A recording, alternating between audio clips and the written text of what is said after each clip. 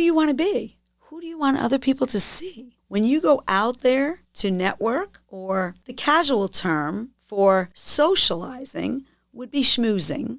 Have you ever heard that term? It's just the way we interact with people. I'm a firm believer that if you brand who you are, then people will want to know what you do.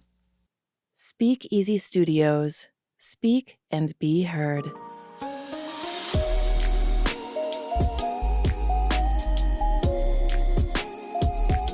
Welcome back to IPP Thursday.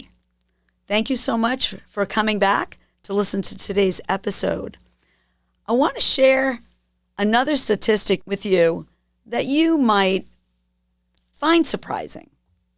So LinkedIn, and I'm sure many of you are familiar with LinkedIn, it's where many professionals land information about who they are and their business and tell you a little bit about themselves, so where you can connect and find new connections, right? So LinkedIn did a global survey that actually said that 80% of the people surveyed believe that networking is the key thing to any business's success. You might be nodding your head right now and saying, yeah, of course, right? It's the only way you can get out there and meet new people. Well, here's an interesting other side of that survey. In the same people surveyed, 50% of the people that were surveyed said they don't do it. If it's 80% say it's the most important thing, 50% don't do it. Why? Well, because they're either too shy, maybe a little introverted, maybe they feel they don't have time. They either don't look for those opportunities, or they don't accept the invitation to the opportunity. So 50% of us out there aren't networking. So that kind of leads me to a question that I'd like to ask all of you today. Let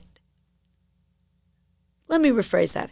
How has the pressure of networking and the efforts that you make to get your results impacted the way you build relationships and make your connections?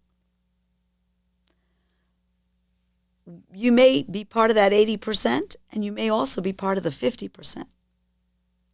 Maybe you're out there and you're part of the 50% that it's making really good connections. Let's give this some extra thought.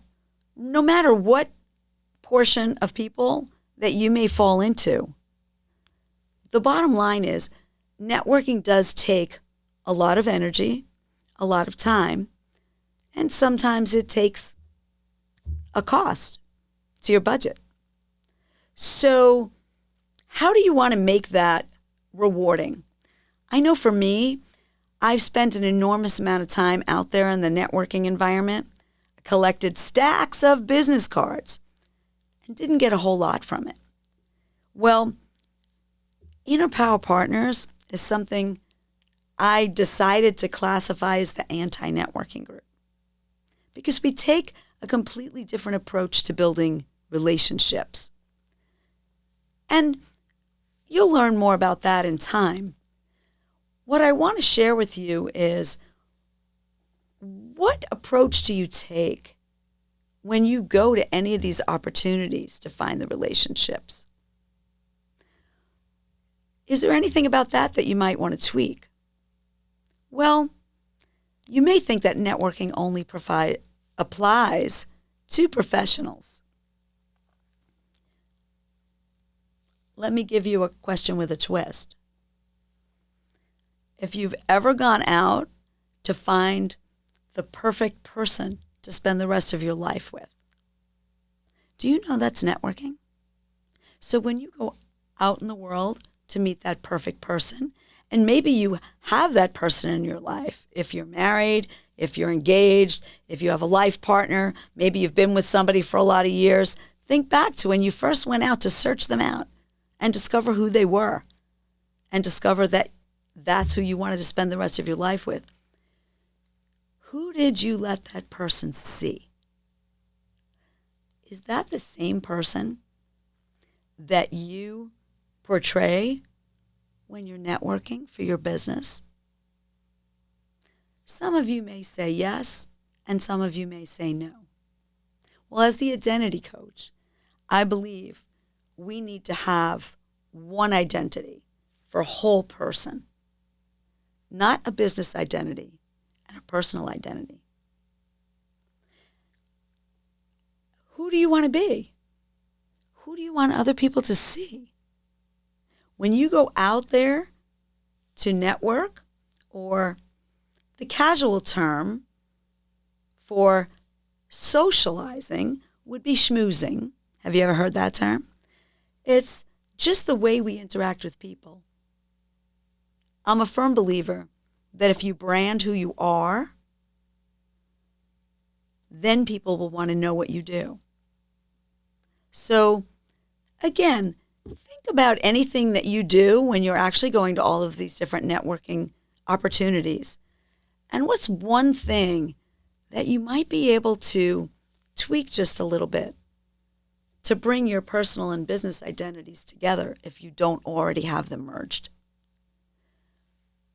That all grows out of your inner power. So I hope that you'll become part of our podcast, Inner Power Partner Community, and come back each week on Thursday.